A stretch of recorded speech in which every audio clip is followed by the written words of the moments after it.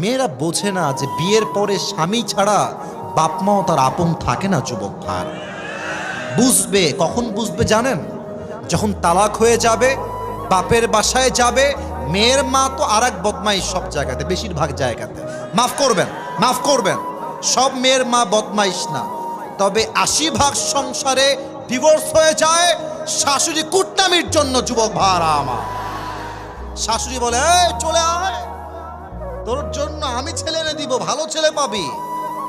মেয়ের গায়ে ডিভোর্সের দাগ লাগলে তার সতীত্ব এবং সম্মান সমাজে নষ্ট হয়ে যায়। যুবক ভাই, এর জন্য বোনেরা আমার শিক্ষা নেন ফাতেমার জীবনী থেকে।